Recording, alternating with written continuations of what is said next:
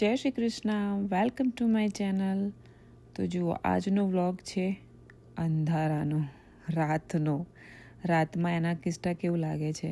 સવારનું તો તમે જોયું હશે કે સવારે તો કેટલું રંગીલું લાગે છે, પણ અત્યારે રાતના ટાઈમે જુઓ, રાતની રોનક કંઈક અલગ જ છે એના કિસ્સાની. સવારમાં તો આપણને બધું ગ્રીનરી અને સૂર્યપ્રકાશના કારણે આપણને એક અલગ જ આની એ હોય છે, પણ આ રાતના ટાઈમે જુઓ, રાતે પણ એના કિસ્સા એટલું જ ખૂબસૂરત લાગે છે જેટલું કે સવારે હોય છે. રાત્રે બી એટલી જ ચહેલ પહેલ છે જેટલી સવારે હતી.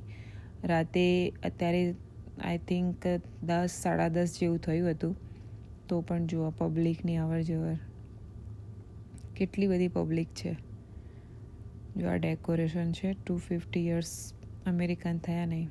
આ એના કિસ્સાના એક લાઇટ શો છે, એસ્ટ્રા લુમિના.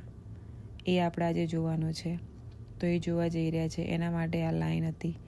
જો આ એનું એન્ટ્રન્સ છે, જે અલગ અલગ પ્રકારની બધી જ લાઇટો અહીંયા આપણને જોવા મળશે. તો એન્ટ્રન્સમાં આ રીતના છે. તો જુઓ કેવું લાગે છે. આ કેવી રીતે બનાવ્યું છે ખબર છે તમને?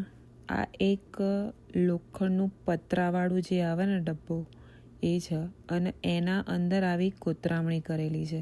એવી ડિઝાઇન એ લોકોએ કરેલી છે કે જેથી તમને લાગે. અને બધા જ બીમની અંદર આવી રીતે એક પોયમ કે જેટલા અંદર જે શો છે ને, જે લાઇટોના જે પ્રકારના, એ બધા જ લાઇટોને આવી રીતે એ લોકોએ ડિસ્ક્રાઇબ કર્યું છે કે આવી રીતે આ લાઇટને આ કહેવાય, આ લાઇટ શોને આ કહેવાય, એવી રીતે. તો જુઓ, બધા જ એવી રીતે છે. અને બધા જ બિનની અંદર ઉપર કંઈક ના કંઈક એ લોકોએ લખેલું છે. તો આને કહેવાય છે તારાઓની દુનિયા, જેનું નામ છે એસ્ટ્રા લુમિયા.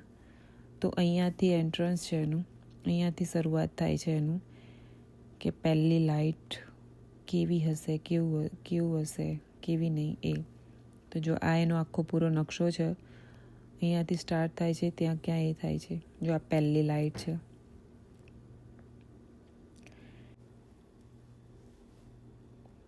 જોવા કેવી લાગે છે ને,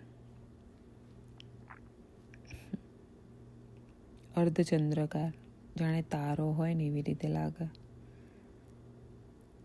આ બધી જ લાઇટના શો રહ્યા છે, એ 3-4 મિનિટના શો હતા, એક શો. તો જો આ છે બીજો સ્ટાર. એક ઉપર રિંગ છે, અને રિંગ ઉપરથી નીચે જાણે પેલા તારાઓ ખરતા હોય ને એવી રીતે કલરિંગ લાઇટ થાય, અને પછી ધીમે ધીમે કલર ચેન્જ થાય અને શો બી બદલાય.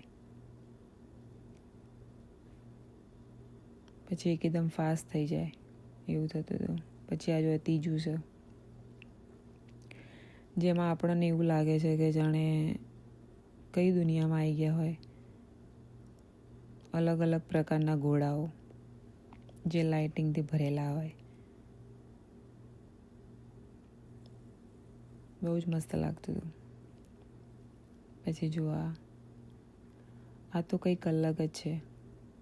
આમાં અમે સૌથી વધારે ટાઈમ સ્પેન્ડ કર્યો હતો, કેમકે અહીંયા બહુ જ મજા આવી ગઈ હતી.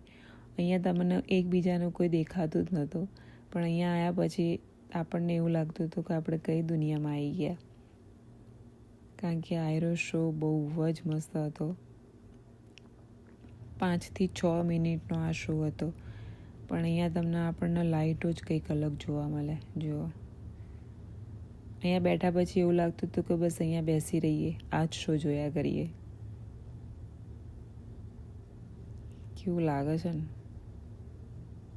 જાણે આપણે ક્યાં આવી ગયા હોય.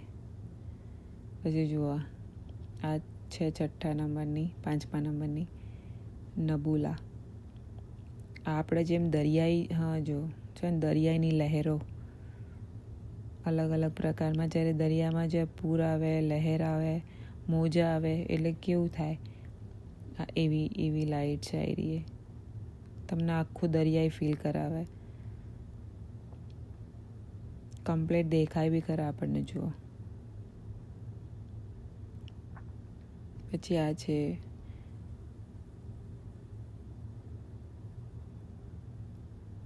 આ તમને આખું એક પિક્ચર બતાવી દઉં અમને અહીંયા.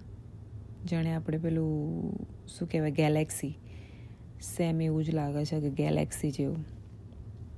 ગેલેક્સીમાં જેમ 9 ગ્રહો હોય ને એવી જ રીતે અહીંયા બતાવ્યું હતું બધું.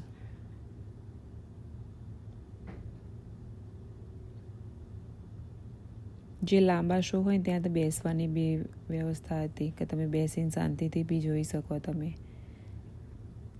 પછી આ ખાલી આ તારા જેવું જ હતું કે તમે શાંતિથી ચાલતા ચાલતા તમે ખાલી આને કરી શકો. આ એક થોડી એવી વોક હતી જે આના જોડે હતી. પછી જો એક આ છે, જાણે પૃથ્વીનો ઘોડો હોય ને ઘોડો હોય એવી રીતે એક ઘોડો હતો.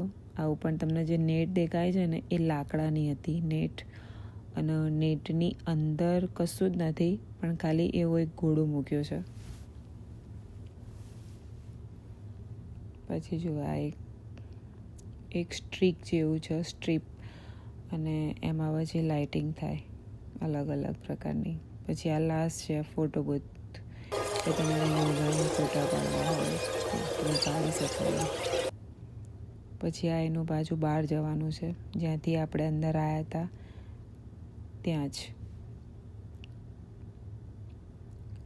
તો આજે લાઇટનો એક્સપિરિયન્સ ખૂબ જ સારો રહ્યો. તો જો આવી રીતે રાત ટાઈમે પછી અહીંયા આવી રીતે વુડન ફાયર થાય.